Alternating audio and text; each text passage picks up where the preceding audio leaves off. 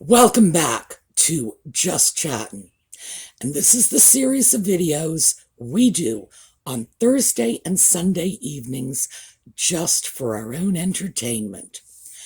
And boy, did we get some entertainment this weekend.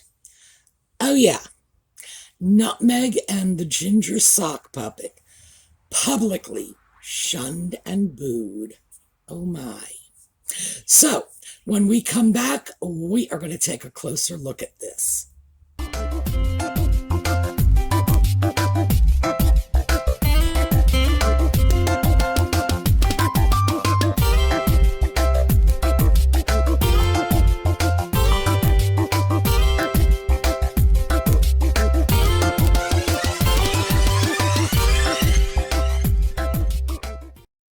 Well, I thought I would start off by reading a quick article to you. This is from the New York Post. Let's see. This was published June 3rd, and it was written by Maureen Callahan, and it's an opinion piece. So, finally, Harry and Meghan got what they deserve. Booze. That smug smile, at long last, has been wiped off Meghan's face. Actual tears, not her usual crocodile variety, welled up. She was visibly unnerved. Makes sense. Like all malignant narcissists, Meghan is only capable of feeling sorry for herself. Lest we forget Meghan, the Grand Duchess, standing among impoverished, starving African children and griping to a broadcast interviewer. Not many people have asked me if I'm okay. May I be among the first to ask, so, Meghan, how are you feeling now? After 2 years of accusing the British royal family of everything from wishing Meghan would kill herself, to being racist toward her unborn baby, to being held literal prisoner by royal staffers, to accusing Kate Middleton of making her cry, while branding themselves as eco-warrior, humanitarian, mental health experts, motto, for real, be kind. These two get their comeuppance. It's exquisite. Turns out the royals know a lot about mental health and manipulators themselves because they've deployed the only tactic that works, the gray rock. It's like dealing with toddlers having tantrums. You just ignore until they tire themselves out. The royals have played the long game, brilliantly putting the Sussexes in a no-win situation, decline their invite and look mean, petty, and vengeful, slating the ailing queen on her historic Jubilee. Accept and get the coldest of shoulders before an audience of billions. Get the message now, kids. How gratifying to see H&M shuffled off to the cheap seats in the second row across the aisle from Charles and Camilla, William and Kate, none of whom cast a glance their way. How elegantly the BRF has slid in the knife. No official portraits with the Queen, no appearance on the balcony, no access to any royals of consequence in public. The message is as clear as Meghan's blood diamonds. You know, the ones the Duchess of Woke wore. A gift from MBS after the brutal murder of journalist Jamal Khashoggi. Bygones. Harry and Meghan are royals now in name only. Hey, they always said they just wanted to be regular people, right? H&M weren't even in attendance at the buffet luncheon after Friday's service. Will and Kate were, though. Instead, those two slunk off to Frogmore Cottage, that dump they spent millions in taxpayer funds renovating before fleeing to Montecito. One can imagine Harry and Meghan frantically doom-scrolling through their media coverage while drowning their sorrows in kale juice and victimhood, plotting how they might commodify this latest injustice. After all, they'll need the money. Charles stopped paying the bills over a year ago. Spotify isn't happy. Neither is Netflix. George Clooney, Oprah, even Gail won't take their calls. So, savage. And that's really all I can say about that. Savage. One of the things I like about that article is it is from the American press. And frankly, the American press has been toning down the negative reaction that Nutmeg and the Ginger Sock Puppet got. They focus instead on the fact that there was a great deal of cheering as Nutmeg and Ginger arrived at the cathedral. And this is in fact true, but that's only half the story. You see, when the cars pull up, these are all closed sedans, and they all have darkened windows, for security purposes, obviously. So the people are cheering and cheering and cheering because they don't know who's in the car, and they're cheering the royal family in general. But Nutmeg and the Sock Puppet get out, and the cheers start dying down, and the boos start being heard. Even over the church bells, you could hear the booing. Well, on their way out of the chapel, when there was no obfuscation because of tinted windows and dark sedans, it's just nothing but Nutmeg and the Sock Puppet walking out of the cathedral and standing on the front steps. No mistake. You just can't spin that. I have heard this even in friendly news sources. All you can hear is the booing. But my, it gets even better, because they have a birthday party for Lilibet, the putative child, who is turning 1, which they consider to be a major event. I don't know. I've never been a big fan of baby birthday parties because, in fact, a 1-year-old child is not only too young to understand a birthday party, but they are so young, in fact, that the chaos of a party is probably not very good for them emotionally. Still, it's not about the baby, is it? We know that. So, no one of consequence shows up. In fact, the Duke and Duchess of Cambridge and their 3 children, these are the important royal babies, are not only not in attendance, they are very publicly off in Wales. Cardiff, as I understand it. Now, being off on the other side of the kingdom is one thing, but when it's Cardiff, the home of tomato-tossing senior citizens, oh my. So, I don't know. That part of the statement, I think, was completely unintentional. But those of us who know the tomato-tossing story, definitely were getting a chuckle out of that one. Yes, they were somewhere else. Conspicuously somewhere else. I am just amazed, frankly, by the extent to which Nutmeg and Ginger were snubbed. So let's take a quick look at the picture in the cathedral, because there are a couple of things I want you to see. Now, what we have here is a yellow arrow showing you where the Duke and Duchess of Cambridge were. And on either side of them, you can see Charles and Camilla, you can see Anne, her husband. And on the other side of the room, totally different side of the room, where the green arrow is, this is where we have Nutmeg and Ginger. And I mean, frankly, That's a statement. My goodness, is that a statement? This is a great picture. The ginger sock puppet is looking up at the ceiling because, he has the mind of a small child. And anybody who's ever dragged a small child off to a church service knows this is exactly what they do. But it gets even better. Let's take a look at this. Same picture, different arrows.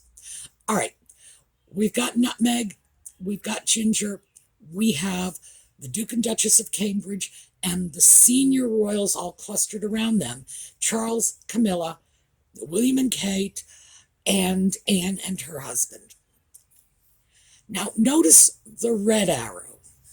I can't be 100% sure because her face is blocked. But since that is Prince Michael of Kent on the other side of her, I think it's safe to assume that the red arrow is pointing to Princess Michael of Kent. And for those of you who have forgotten, we've talked about her many times. She is the racist eugenics author. I'm tempted to say neo-Nazi, but frankly, there's nothing neo about it. She is the daughter of a Nazi, and the apple did not fall far from the tree. This woman is an embarrassment, not just to the British royal family, but she's an embarrassment to the British people in general. Everyone distances themselves from her every chance they get. The Queen has said some hysterically funny and scathing things about this woman. Anyway, we're not going to get into that right now because this is the Queen's happy day, and, So when Princess Michael is that close to the movers and shakers, to the senior royals, to the center of the action, and Nutmeg and Ginger are so far away, this isn't just the cheap seats. This is just, they have been kicked to the curb. So, despite the fact that I find this hysterically funny, and I do, mostly because these are people who thought they would be able to get away with slandering the British royal family, the British people, for years. It's been 2 years they have been launching their crusade to convince the world they are the real royals, and they thought there would be no response. They expected that they would just be embraced and welcomed back into the fold, just like nothing ever happened. Oh my, what a wake-up call this is. The fact is, there are consequences to behaving badly. And the British royal family clearly knows that Nutmeg and Ginger have a platform based on their connection with the very people they're slandering. Talk about biting the hand that feeds you. Well, it looks like the hand bit back. Oh my. As I say, I'm just enjoying the daylights out of this because, like many of us, I have been hurt and angry about some of the things they have done, especially given the age of the Queen. To be slamming the royal family again and again and again, knowing that this woman is at the very end of her life, a long and distinguished life of service. And they have done this without remorse, without compunction, without even the slightest bit of empathy for an elderly woman who never did them any harm. Oh well, it's nice to see that the wheel has turned. Now, on a more somber note, the photo ops. Oh, Lord. We've talked about this. In fact, we talked about this just last week. Nutmeg's constant use of other people's children to promote herself has really become appalling at this point. She's going places that even those of us who, frankly, set a very low bar for her actions are finding surprising. This time it was members of the royal family. Yes, there were photo ops. They were not on the balcony, but by golly, they made sure they were photographed at the window with other people's children. Once again, keep in mind, this is the same couple who are suing, not just for the invasion of privacy of their own children, putative children, but the invasion of the privacy of their doll. And I stand by that one. Oh, and Nutmeg, if you don't like it, sue me. I would like nothing better than the opportunity to go to court and examine the original photographs. Thank you very much. That's all I would need. The fact of the matter is, they are constantly harping about privacy for themselves, for their family, for their children. Oh, privacy, privacy. Yet they do not hesitate to exploit the children of others. And now we're not just talking about the children of strangers, where maybe you can say, oh, well, they're strangers. What do I care if I'm exploiting them? These are children within their own family. That photo op, oh, and it was a photo op, make no mistake about it. There had to have been a very limited period of time in which Nutmeg was perched at that one particular window, and there had to be photographers with telephoto lenses grabbing those pictures. How could they do that if Nutmeg and Ginger had not informed them in advance of where they were going to be, when they were going to be there, who they were going to be with? Please, these were not just happenstance photographs, and they never have been. The first couple of times when Nutmeg and Ginger managed to get themselves photographed with other people's children, you can say, oh well, no intent, just coincidence. They get photographed, children are there. But at this point, no, you can't blow this off to coincidence any longer. This is, in fact, their go-to strategy. They want to get their picture in the paper. They seek out other people's children. Hide behind them. The children, of course, are children. They're going to be receptive. Certainly, I think that those photographs spoke very well. I believe they were the little Tyndalls. Spoke very well for the little Tyndall children, some of whom, the younger ones at least, couldn't possibly remember Nutmeg and Ginger, because believe me, children at that age, if they haven't seen you in 2 years, they don't know who you are, period. They could be your own children if they haven't seen you in 2 years. Their little minds just don't retain like that. The children were very gracious, I thought. The children, of course, were not the orchestrators of this photo op. They were the victims of it. Nutmeg took shameless advantage of these children in order to get her photos on the front pages. Eventually, society in general needs to step up and say, this must stop, because the exploitation of children is something that we can all agree is absolutely inappropriate under any circumstances, even though this isn't, sending children off to war, sending children off to the factories, murdering them in the streets, pushing school buses, off cliffs. No, it's a different kind of exploitation, but it is exploitation nonetheless. It is exploitation of these children to enhance Nutmeg and Ginger's brand, which is, in fact, commercial exploitation of these poor little kids who have nothing to do with that whatsoever, could not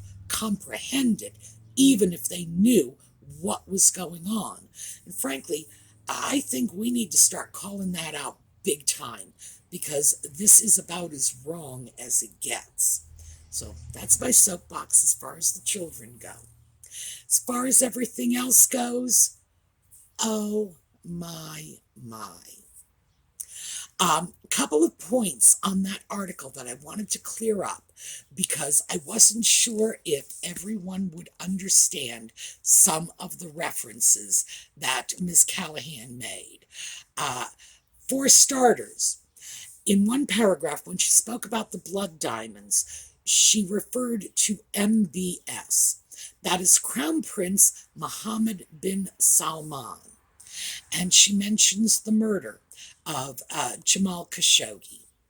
We've talked about this before, but because these are not characters in our daily lives, it's easy for it to slip through the cracks for us. Jamal Khashoggi was a journalist who was murdered, and the murder has been attributed to bin Salman, no question about that.